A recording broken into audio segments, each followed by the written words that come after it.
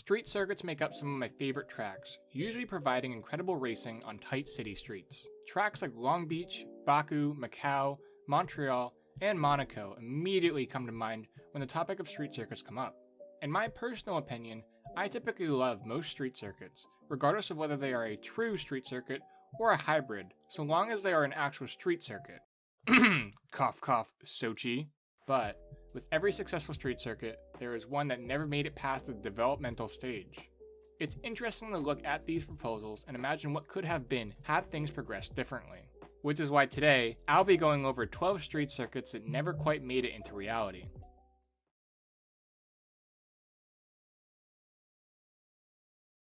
Starting off this list is one of the most bizarre street circuit ideas of all time. My last video was on Walt Disney World Speedway, but there was almost a second track that was to be built at a Disney park. This time we're traveling to Europe, to Disneyland Paris, for what was supposed to be a street circuit with stunning backdrops of the castle and rides at Euro Disney. The circuit combined both streets around the facility and a new permanent section to be built on the east side of the park. The proposed circuit, also known as the Gardere F1 circuit, featured several technical sections including 3 hairpin turns. After the cancellation of the 2009 French Grand Prix, several new circuits were proposed to fill the void in F1's calendar. With direct connections to Paris, large open motorways, TGV connection, and support from French racing legend Alain Prost, the project looked to surpass the other bids for the French Grand Prix. In an effort to please the inhabitants of the local community, the event was made to have as little of an impact on the surrounding area as possible. The circuit was made to be temporary, with the full site only being operational 3 days out of the year, for the French Grand Prix. The proposed 4.5 kilometer track would be a 50-50 split between public and private roads. In addition to this, the circuit was meant to host up to 130,000 spectators, allowing for plenty of F1 fans to come and spectate the event. So, what went wrong? Well, like with most good things that never come to fruition, money ended up being the issue. Funds quickly dried up, and with nothing left to support the project, the two groups split mutually, thus ending the bid for the 2010 race.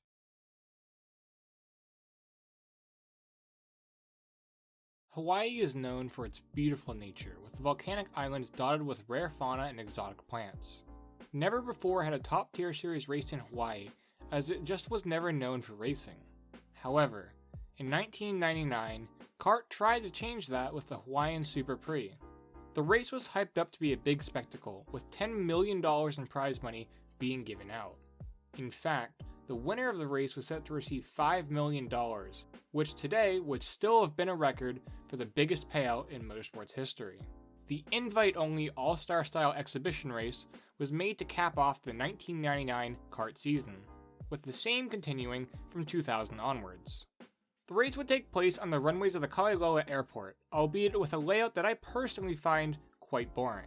To this day, you can actually see the outlines of where the new pavement was put down for the race, as everything was running smoothly for a while, and it looked as though the race would go forth, despite many skeptics saying otherwise. However, 25 days before the race was due to take place, the organizers canceled the event, citing lack of revenue, poor decisions and missteps by management and series officials, and a labor dispute involving local dock workers as causes for the race's eventual demise. The eventual failure of the event led to a PR nightmare for CART, only making things worse for them in their battle with Indycar in the late 1990s.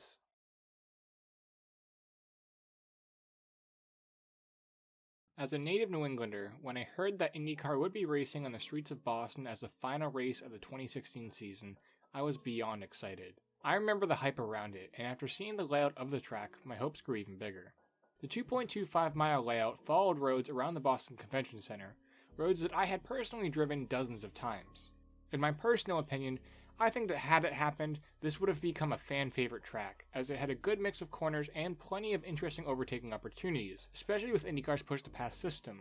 After initial agreements were put into place, it was decided that the location would no longer be suitable, and along with public outcry and what many considered to be unreasonably high ticket prices, the race was eventually cancelled. While technically still on the table, albeit in a location that has still not yet been decided, the idea of a street circuit in Boston has largely fallen out of favor. To add insult to injury for New England motorsports fans such as myself, the race weekend was also set to feature races from the Indy Lights, Stadium Super Trucks, and IMSA Super Trofeo series. I guess for now, it's back to New Hampshire Motor Speedway and Limerock Park for me.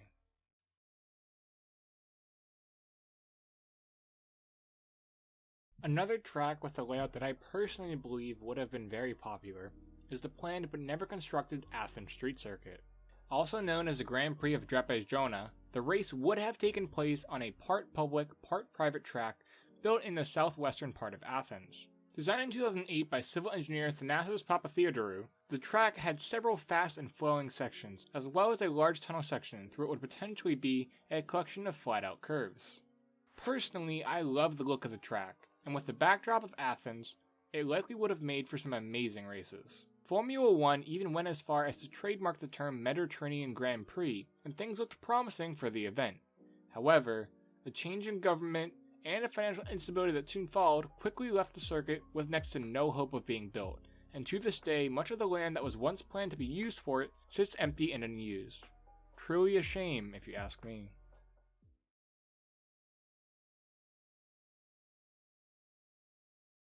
Out of all the tracks on this list, this one might be the most bizarre.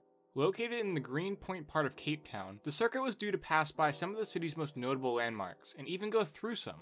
Proposed in 2011, with the goal of being on the F1 calendar in 2013, the 5.2 kilometer layout was designed to have what can only be considered to be a quite literal stadium section, passing directly through the Cape Town Stadium. With how underused the stadium has been since the 2010 World Cup, this likely would have been a big boost to its popularity. The bid itself was run by local Igshan Amle, who had been researching the possibility of the circuit for over 12 years. The somewhat rudimentary team gave some rather interesting quotes when describing the circuit and the location, with Esther Henderson, the company's chief communications officer, stating that the track was modeled off of Monaco, and that Greenpoint was chosen as it was a quote-unquote sexy location above all else. So, what happened to the bid? Well, if I'm honest, I wasn't able to find much about what ended up happening to the failed project. Several sources and local news outlets state that the organizers were set to meet with F1 chairman Bernie Ecclestone shortly before the 2011 Bahrain Grand Prix, but no such records could be found. The bid was also one of 3 that were put forth for the city, although information on the other 2 bids is also very limited. If anyone has any information on what happened to the project, feel free to let me know in the comments down below, as I am just as curious as the rest of you.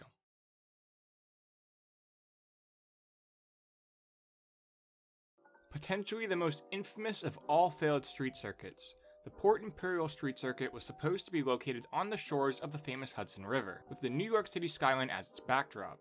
While technically in New Jersey and not New York, it would have completed a goal that Formula 1 has had for a very long time, finally putting a race in the Big Apple.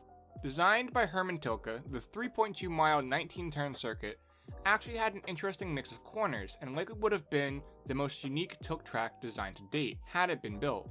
However, despite having a date on a 2013 calendar, as host of the Grand Prix of America, the event faced continual delays due to various reasons, most notably a failure to obtain all the funds needed to hold the event. Formula E also looked into hosting an event at the circuit, but decided on the now popular Brooklyn Street Circuit instead.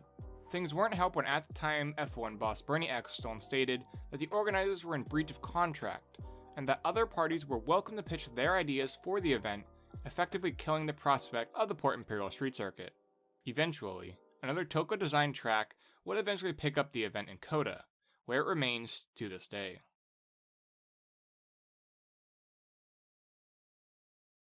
Located on the Costa del Sol in Fuengirola, Spain, the street circuit of the same name was proposed in 1983 with the hopes of hosting an F2 race later that same year. After those plans unfortunately fell through, the circuit was modified and the focus was shifted to Formula 1, with 3 potential race dates being named. The dates, all in 1984, were April 29th, September 23rd, or October 21st, although none of these ever came to fruition. The updated version of the street circuit was 2.73 miles long, featuring a rather boxy layout and a backstretch containing 4 chicanes. With new intentions of hosting the 1984 Spanish Grand Prix, the newly adjusted layout focused more on safety, although it was later determined that the changes made were not enough, with lack of safety being cited as one of the reasons for the event's eventual demise. In May of 1984, the event was officially cancelled, and any hopes of a street circuit in the city died along with it.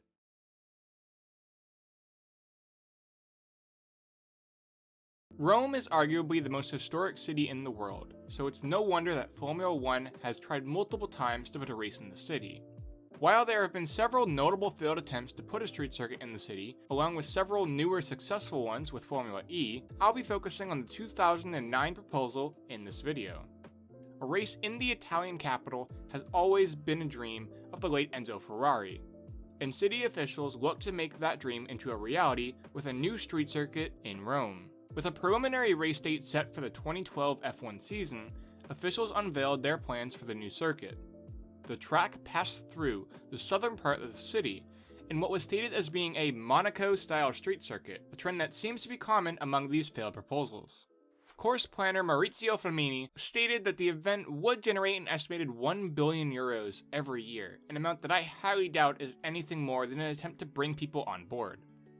Looking at how much it costs to host a Formula 1 event, and how similar proposals have struggled to make money, it's no wonder that the plans eventually fell through. However, Formula E has recently moved their race in the city, and now races on what is essentially an updated version of the original circuit, offering a small glimpse into what could have been had things progressed differently.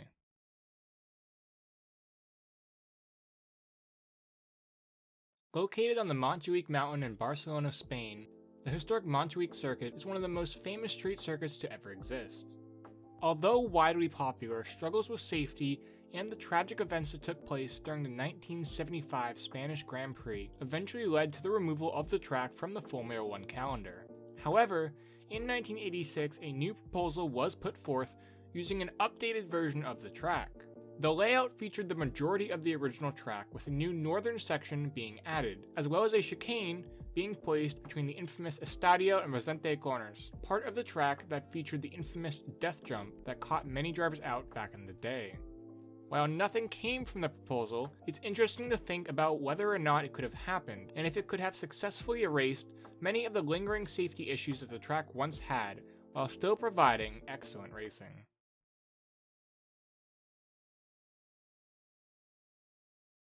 The thought of a Formula 1 race taking place in the Soviet Union has always been an interesting one, with several attempts to make this happen actually getting reasonably far into the planning stages. While there have been more notable proposals than just Leninsky-Gory, as fellow YouTuber Josh Revel talks about in his amazing video, When Formula 1 Almost Raced in the Soviet Union, it is the Leninsky-Gory proposal that I'll be going over in this video. After several years of rumors about an F1 race taking place in the Russian capital in the early 80s, the proposal was put forth and presented to Bernie Ecclestone. While originally only intended to be 2.5 miles long, or about 4 kilometers, Ecclestone suggested lengthening the track in order to fit more sponsorship banners. This new, longer layout featured a very long, very fast circuit, with only a handful of corners and interesting overtaking opportunities. Despite the fact that we are talking about the USSR, plans actually went forth, with Formula 1 specifying a race date of August 22, 1983. However, in September of 1982, the race was cancelled, and despite rumors for several years afterwards of a potential race in the city, F1 never ended up holding a race in Moscow.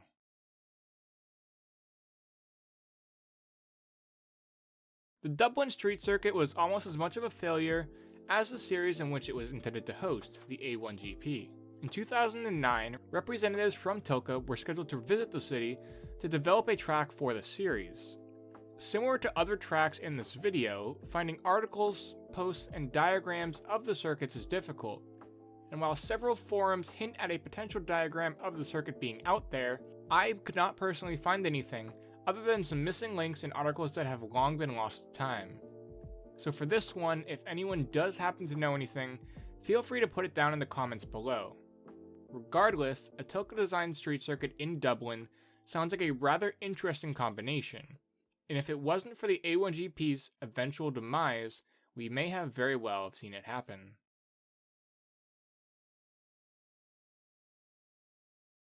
The final street circuit on this list comes from a city that has had several notable street circuit layouts throughout the years.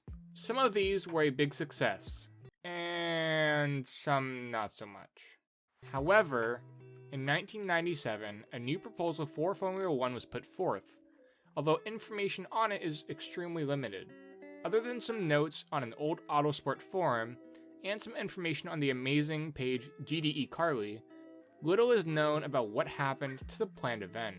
The rather bizarre 2.7-mile track was essentially going to be another parking lot circuit, featuring more corners than anyone knows what to do with.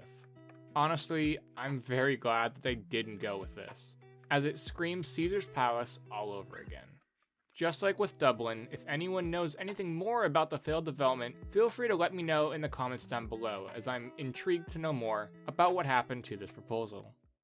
So what was your favorite track on this list, and which would you most like to see come to reality? Let me know in the comments down below, and make sure to leave a like and subscribe if you liked the video. In addition, let me know if you'd like to see more videos on failed street circuits, as I'm debating making this into a full-on series on my channel. With that being said, however, I hope you all had a great day, and take care.